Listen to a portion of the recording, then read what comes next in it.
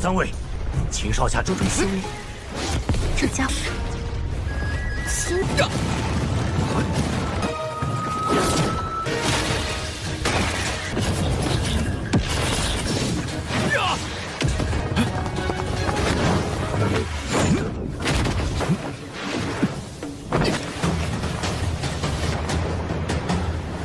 血脉圣地岳超伦。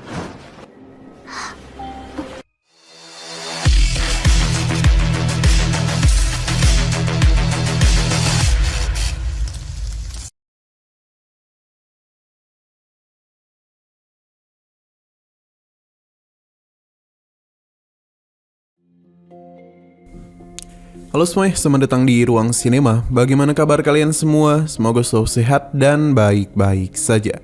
Sesuai jadwal, jadi pada hari ini kita akan kembali melanjutkan series Donghua Martial Master episode terbaru, yang mana ini adalah episode yang ke-572.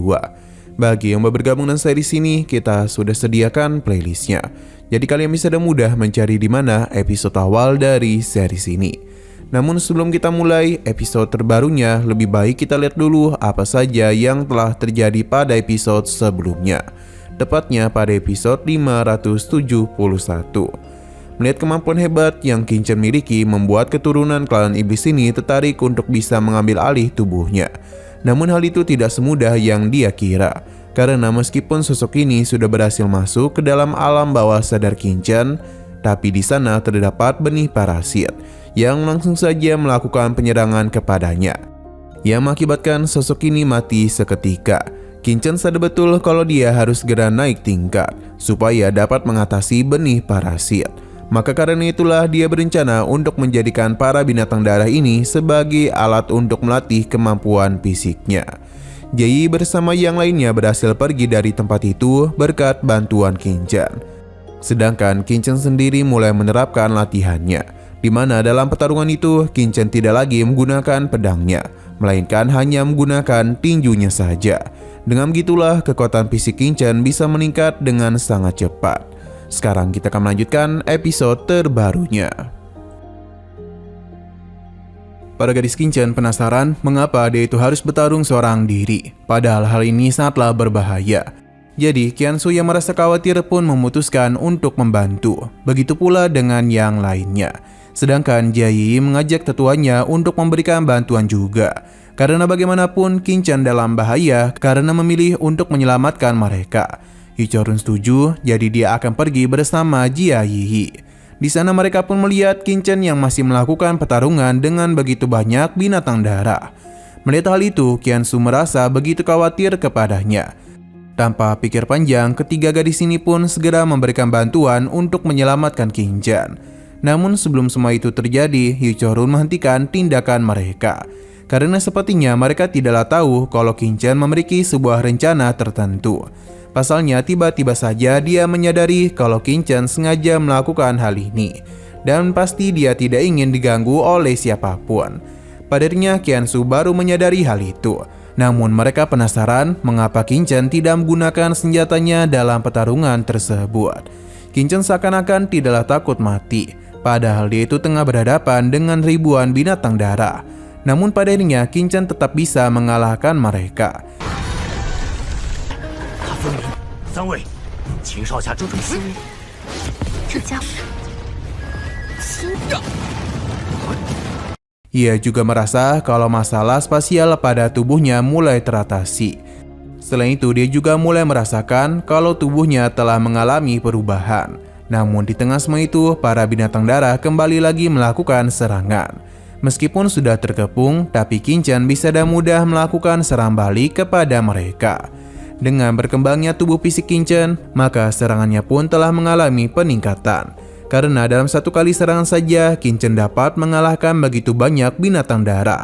Hal ini bahkan baru disadari olehnya. Pasalnya kekuatan serangannya telah meningkat beberapa kali lipat.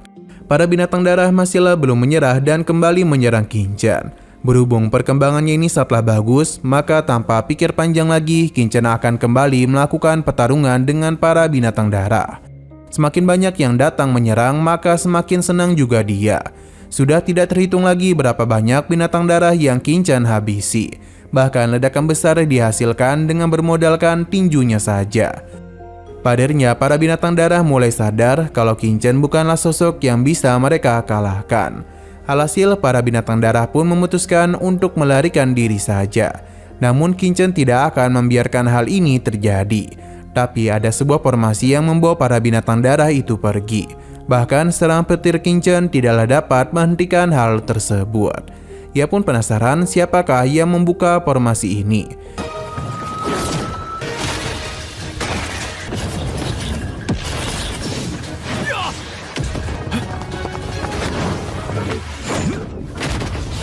Tidak ingin terlalu memikirkan hal itu, Qin Chen akan memanfaatkan waktu ini untuk bisa memulihkan dirinya.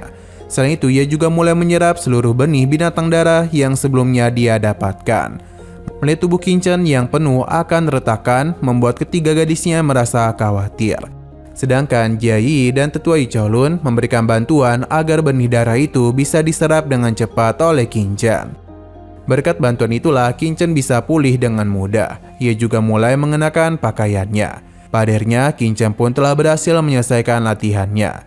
Di sini tetua Yu Chaolun memperkenalkan dirinya yang berasal dari tanah suci Blood Clan. Ia juga memperkenalkan Jia Yi bersama dengan para murid yang ia bawa. Mereka sangatlah berterima kasih kepada Qin Chen, pasalnya berkat dialah mereka masih dapat hidup. Jadi Chaolun tidak akan pernah melupakan kebaikannya. Qin Chen cukup terkejut pasalnya mereka berasal dari tanah suci Blood Clan. Bahkan Yu Chaolun merupakan seorang penetua dari ruang dalam.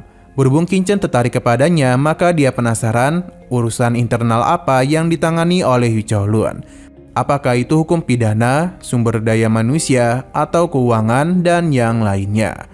Mendengar hal itu membuat Yu Chaolun terkejut pasalnya Qin Chen tahu lebih banyak tentang tanah suci Blood Clan mereka. Pasalnya Qin Chen tahu lebih banyak tentang tanah suci Blood Clan mereka.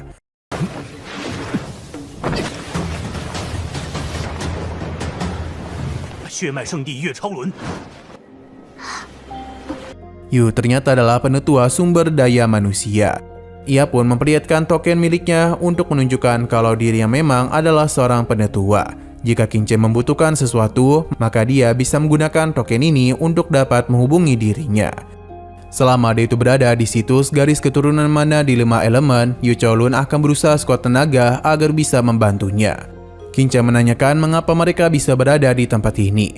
Yu Chaolun menjelaskan semuanya kepada Qin Chen yang membuat dugaannya pun semakin jelas. Yu Chaolun pun penasaran apakah Qin Chen tahu mengenai asal-usul dari orang-orang itu. Di mana Qin Chen tentu saja tahu, hanya saja informasi ini terlalu berbahaya. Jadi dia meminta Yu Chaolun untuk meminta para muridnya beristirahat dulu. Jadi setelah mereka pergi, Qin Chen menjelaskan kalau pria berbaju hitam tadi kemungkinan berasal dari Papilion Penegak Hukum. Ia juga mulai memberitahu siapa mereka sebenarnya yang membuat Yu Chaolun terkejut. Karena bagaimanapun ada ras keturunan iblis kuno yang berada di bawah istana Piao Miao. Bahkan mereka juga bersembunyi di Papilion Penegak Hukum. Tujuan mereka kemari adalah untuk membebaskan keturunan iblis lainnya. Sejauh ini, Qin Chen masihlah belum mendapatkan bukti apapun. Namun berbagai anomali sudah mereka rasakan, jadi tentu saja seharusnya mereka menyadari ada yang tidak beres pada tempat ini. Qin Chen juga penasaran sudah ada berapa banyak orang dari faksi utama yang kini diperbudak. Saat ini, Qin Chen meminta mereka untuk berpura-pura sambil menyelidiki kebenarannya. 暂时没有。此事绝不会传入第三。两位还想装作不知？ Mereka pun paham dan sayang sekali episode pada hari ini pun harus bersambung dulu.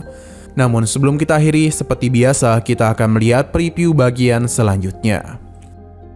Qin Chen dan Chen Sisi tengah melakukan penyelidikan dan melihat adanya Murong Bingyun. Berdasarkan apa yang Qin Chen rasakan, kekuatan dari gadis ini tidaklah sembarangan, karena bisa saja kekuatannya itu lebih tinggi daripada miliknya. Berhubung Qin Chen itu terus memperhatikan gadis di sana, membuat Chen Sisi cemburu, di mana ia merasa kalau Qin Chen tertarik kepada gadis tersebut. Padahal bukan itu yang Qin Chen maksud. Ia pun mulai mengeluarkan Klodao dan Mokara untuk bisa melakukan penyelidikan.